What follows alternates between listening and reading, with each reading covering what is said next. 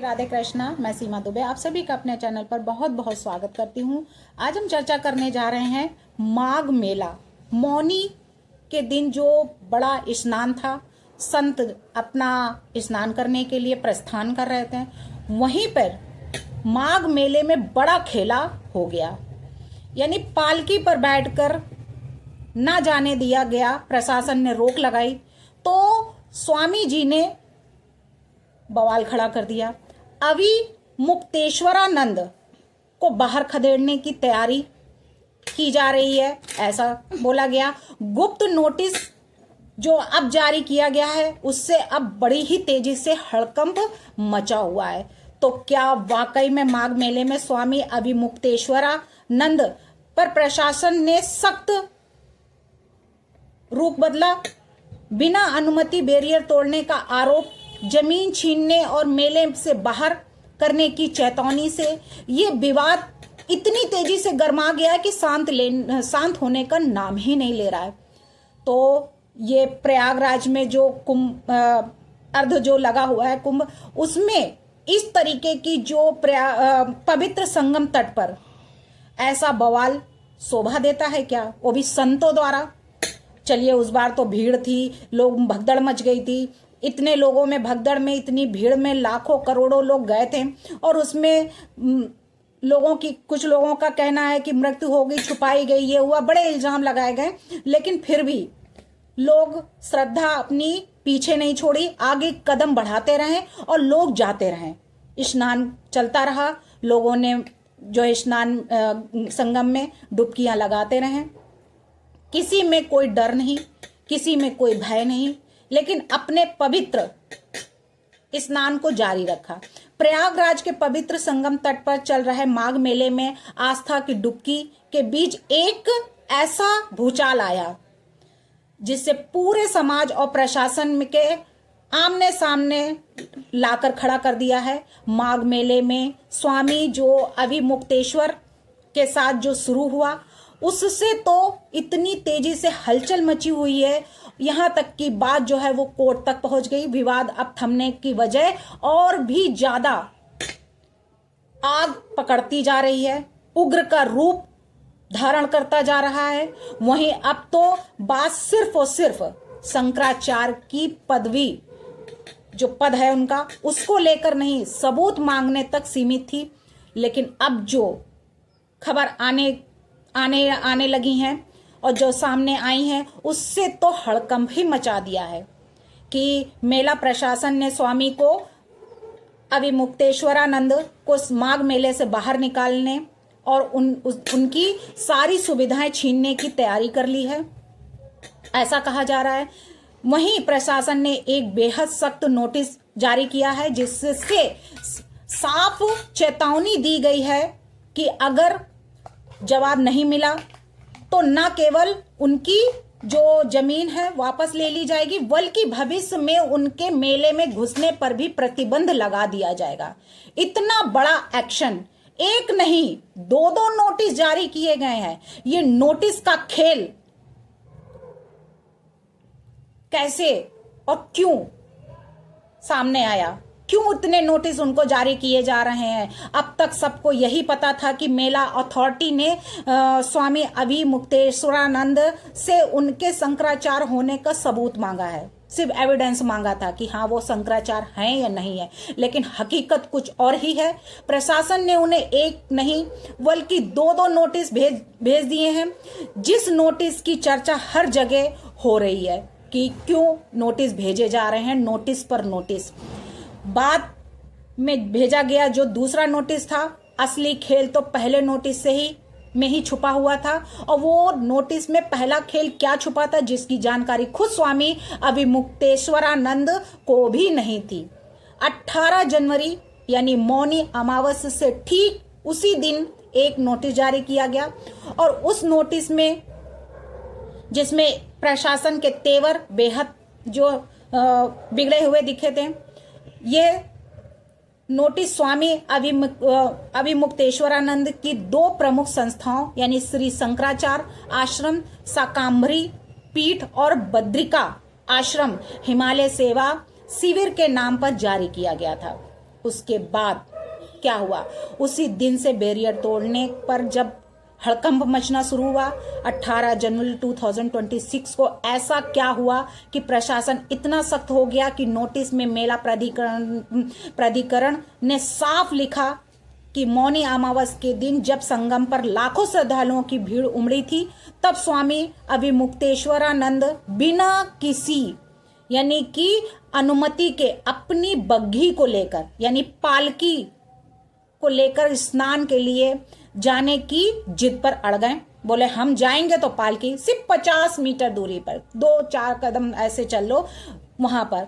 और संत तो कहते हैं जाने कितने पहले के संतों सालों सालों बिना भूख पानी के खाने के पेड़ के नीचे बैठकर तपस्या करते थे, कितना पैदल चलते थे जंगलों में जहां कोई साधन नहीं होते थे। तो अब वो पालकी पर ही बैठकर जाएंगे, ऐसी जिद पर वो अड़ गए। ये आरोप है कि उन्होंने और उनके समर्थकों ने पीपा पुल नंबर 2 पर लगे पुलिस बैरियर को तोड़ भी दिया। तोड़ने से भीड़ के बीच घुसने की कोशिश की। प्रशासन का जो कहना है कि उस वक्त वहां इतनी भीड़ थी कि बग्घी ले जाने से भगदड़ मच सकती थी और कई जानों का खतरा हो सकता था। जैसा कि पहले आप देख चुके हैं कि कुंभ मेले में उस बार महाकुंभ लगा था तो क्या हुआ था, उसका एग्जाम्पल ही याद कर लेते कि प्रशासन अगर कुछ कह रहा है तो अच्छे के लिए कह रहा है, और संत को तो शांत होते हैं, गुस्सा तो आता भी नहीं है, और वो जनता के बारे में ज्यादा सोचते हैं, अपने बारे में कम सोचते हैं, ऐसा ही सोच लेते। उनको तो बहुत से लोग तो रूप मानते हैं कि हाँ ये भाई रूप है, किसी ना किसी अवतार में आए हैं। संतों को तो बड़े उसमें रखा जाता है कि हाँ कि इनकी बातें माननी चाहिए, इनका पैर इनके धुलने चाहिए, इनको भोजन कराना चाहिए। तो संतों की तो वैसे भी बहुत ज्यादा आदर सम्मान किया जाता, और संत ही अगर ऐसे हो जाएंगे इतने तो क्या होगा। तो इस घटना को आधार बताते हुए प्रशासन ने यह कड़ा कदम उठाया कि अगर ऐसा ना करते तो हो सकता है कि क्या से क्या हो जाता, भीड़ को काबू ना कर पाते हैं। वहीं पे जब ये चौंकाने वाली जो खबर सबसे बड़ी जो आई है कि जमीन छीनने और मेले से बाहर करने की जो धमकी दी गई थी, तो इस गुप्त जो नोटिस की चेतावनी सुप्रीम कोर्ट की रोक का हवाला देते हुए जो लिखा गया है, वो नोटिस का जवाब 24 घंटे के भीतर नहीं दिया गया अगर तो स्वामी अभिमुक्तेश्वरानंद को माघ मेले में आवंटित की गई जो सारी भूमि है, वो सुविधाएं उनकी तत्काल निरस्त कर दी जाएंगी। इतना ही नहीं, उनके मेले में प्रवेश पर भी पूर्ण प्रतिबंध लगा दिया जाएगा कि वो इस मेले में घुसने भी ना पाए। यह एक तरह से प्रशासन का खुला अल्टीमेटम है। और हालांकि हैरानी की बात तो सबसे बड़ी यह है कि 24 घंटे का जो समय तो कब का बीत चुका है, क्योंकि स्वामी जी का दावा है कि उन्हें यह नोटिस मिला ही नहीं।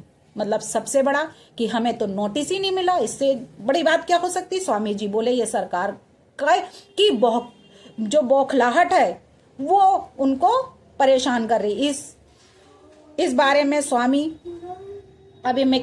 अभिमुक्तेश्वरानंद ने सवाल क्या किया कि वह भी अवाक रह गए कि हाँ ये क्या हो रहा है। उन्होंने हैरानी जताते हुए सीधा सीधा बोल दिया कि पहले नोटिस की कोई जानकारी नहीं थी। उन्होंने प्रशासन पर तीखा हमला बोलते हुए ये कहा कि सरकार जो है उनको अधिकारी रूप से बौखला चुके हैं जो अधिकारी हैं, और नोटिस का खेल खेलकर मौनी अमावस के दिन अपनी नाकामियां और जो उस घटना से लोगों का ध्यान भटकाना चाहते हैं। और स्वामी जी ने यह तक भी सवाल उठाया है कि 19 जनवरी वाला नोटिस तो तुरंत मिल गया, लेकिन 18 जनवरी वाला नोटिस 3 दिन बाद 21 जनवरी को क्यों सामने आया। हालांकि उन्होंने साफ कर दिया है कि वे डरने वाले नहीं हैं और इस नोटिस का भी करारा जवाब देंगे। यह देखना होगा कि क्या प्रशासन सच में स्वामी अभिमुक्तेश्वरानंद की जमीन छीनकर उन्हें मेले से बाहर करेगा या फिर विवाद कोई नया मोड़ लेगा। यानी कि विवाद थमने का नाम ही नहीं ले रहा है। और एक संत होने के नाते संत भी शांत नहीं हो रहे हैं, वो भी आखिरी दम तक लड़ाई लड़ते रहेंगे, सरकार को जवाब देते रहेंगे, प्रशासन को जवाब देते रहेंगे। तो आखिरकार ये हो क्या रहा है? वहीं कुछ संतों ने कहा कि सीएम योगी का कोई कसूर नहीं है। शंकराचार्य की टिप्पणी से कई संत ऐसे हैं जो भड़क गए, कहा बहुत अहंकार है उनमें। शंकराचार्य की टिप्पणी पर अखिल भारतीय अखाड़ा परिषद और मनसा देवी ट्रस्ट के अध्यक्ष महंत रविंद्र पुरी ने भी कड़ी आपत्ति जताई है। उन्होंने सीधा कहा है, शंकराचार्य स्वामी अभिमुक्तेश्वरानंद सरस्वती द्वारा मुख्यमंत्री योगी आदित्यनाथ को लेकर की गई जो टिप्पणी के बाद संत समाज और अखाड़ा परिषद में तीखी प्रतिक्रिया देखने को साक्षात मिल रही है। वहीं पे शंकराचार्य की टिप्पणी पर अखिल भारतीय अखाड़ा परिषद और मनसा देवी के ट्रस्ट ने जो है इसको कहा है कि ये सही नहीं है, उस पर उन्होंने अपनी आपत्तियां जताई। मुख्यमंत्री योगी आदित्यनाथ की इस तरीके से टिप्पणी करना पूरी तरह अनुचित है, ये सही नहीं है। सवाल उठाया, क्या प्रधानमंत्री नरेंद्र मोदी और मुख्यमंत्री योगी आदित्यनाथ का यह दोष है कि उन्होंने राम मंदिर का निर्माण कराया?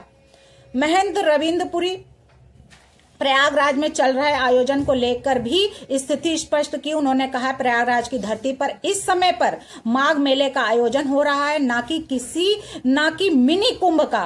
ये शाही स्नान जैसी कोई परंपरा नहीं है।